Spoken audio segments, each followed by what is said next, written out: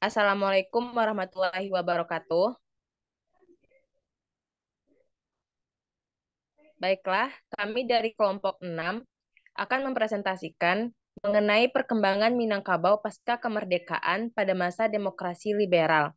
Sebelumnya, perkenalkan terlebih dahulu dua rekan saya, yaitu Ananda Nadia dan Zakia Salsabila, dan saya sendiri yaitu Sari Guslianti. Baiklah, tanpa memperpanjang kata mukadimah, untuk materi pertama akan dibacakan oleh Ananda Nadia. Kepada Nadia dipersilahkan.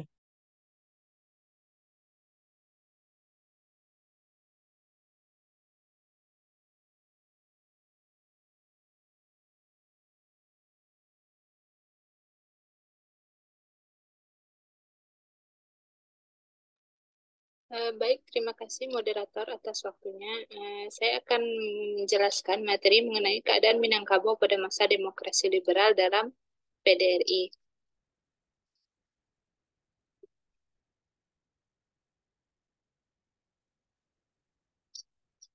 Yang pertama itu keadaan Minangkabau pada masa demokrasi liberal.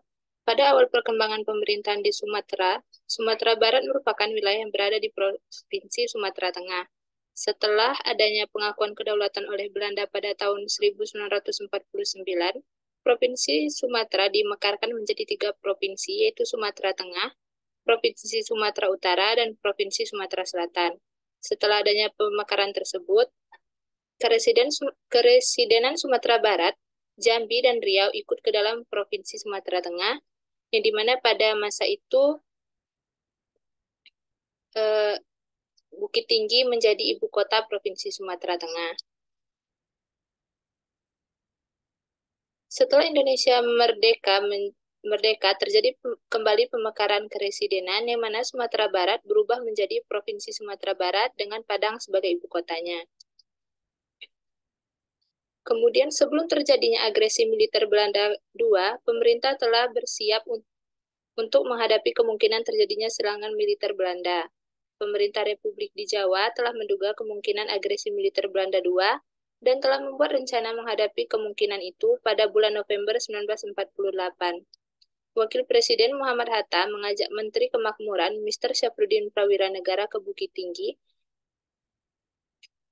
dan ketika itu Mr. Syafruddin Prawira Negara tetap tinggal di Bukit Tinggi, sementara Hatta kembali ke Yogyakarta. Di Bukit Tinggi, Syafruddin Prawira Negara ini membentuk pemerintahan darurat yang dibentuk pada tanggal 22 Desember 1948.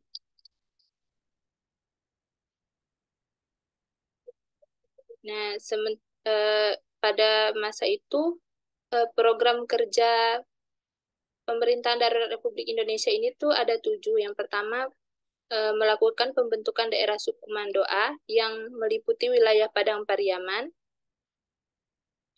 kemudian pembentukan daerah subkomando B yang meliputi wilayah Solo Utara, Solo Selatan, Sawah Lunto, dan Alahan Panjang. Yang ketiga, pembentukan daerah subkomando C yang terbagi menjadi 3 sektor pertempuran, yaitu Kerinci di bawah pimpinan Letda Muradi, sektor pertempuran Indempura di bawah pimpinan Letda Imran, dan sektor pertempuran Painan di bawah pimpinan Letu Muknizain. Yang keempat, mengatur pertahanan rakyat semesta. Yang kelima, pembentukan basis gerilya. Yang keenam, pembentukan jaringan pertahanan logistik. Dan yang ketujuh, membentuk pertahanan internal. Pada tanggal 13 Mei hingga 7 Mei 1949, PDRI mengadakan sidang paripurna, di mana sidang paripurna ini, Kabinet PDRI di Silantai, Sumpur, Kudus di daerah Ampalu, berkumpul untuk membicarakan reaksi PDRI terhadap prakarsa perundingan yang dilakukan oleh para pemimpin yang ditawan di Bangka atau pimpinan Soekarno-Hatta. PDRI mengeluarkan pernyataan yang menolak prakarsa perundingan kelompok Bangka tersebut.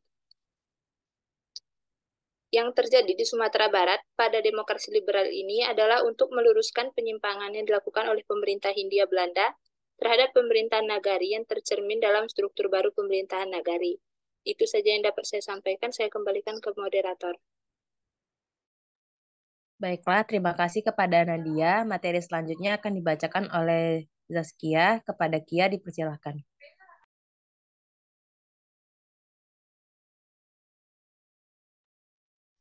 Baiklah, sebelumnya terima kasih kepada moderator. Selanjutnya saya akan menjelaskan tentang relasi adat dalam Islam di Minangkabau pada masa demokrasi liberal. Perubahan-perubahan politik yang terjadi mampu memberikan pengaruh pada posisi institusi peradilan, agama, dan adat. Walaupun tradisi perubahan-perubahan politik yang terjadi mampu memberikan pengaruh pada posisi institusi peradilan agama dan adat.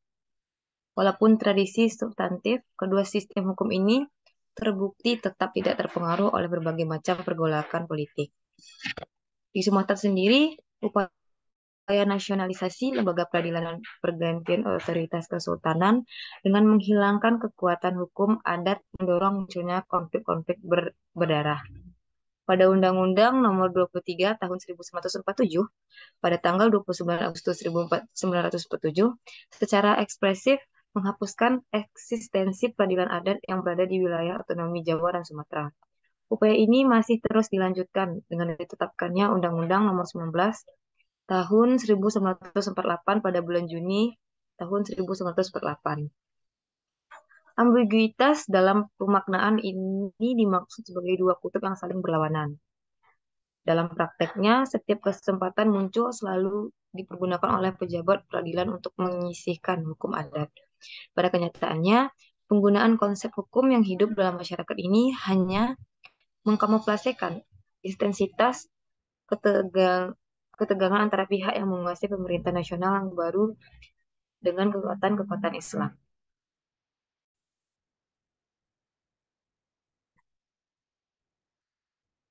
Eh, Baiklah, sekian dari saya kembalikan kepada moderator. Baiklah, terima kasih kepada Kia. Selanjutnya materi terakhir akan dibacakan oleh saya sendiri, yaitu mengenai identitas sosial dalam demokratisasi pemerintah daerah Minangkabau pada masa demokrasi liberal. Identifikasi sosial merupakan sebuah konsep kunci dalam upaya membentuk sebuah teori tentang proses sosial. Identitas sosial dapat dipergunakan untuk menjelaskan struktur individu yang dimaknai sebagai kategorisasi keanggotaan, karakter hubungan intergrup atau hubungan individu terhadap struktur sosial yang lebih luas. Kajian mengenai identitas sosial masyarakat hukum adat Minangkabau tidak dapat dilepaskan dari konsepsi adat. Masyarakat hukum adat Minangkabau memaknai adat dengan cara yang berbeda. Konsep adat difokuskan pada pembangunan institusi sosial, sementara itu karakteristik masyarakatnya terkait dengan kecenderungan cara-cara yang ditempuh dalam memberdayakan institusi dalam masyarakat Minangkabau. Penekanan menuju integrasi sosial seperti halnya penekanan menuju otonomi direalisasikan dalam pengalaman individual dan representasi budaya yang kuat.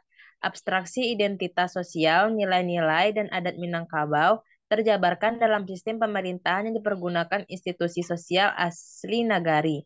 Sistem pemerintahan asli nagari yang menggunakan konsep poliarki mencerminkan keseimbangan nilai-nilai dimensi ideal masyarakat Minangkabau.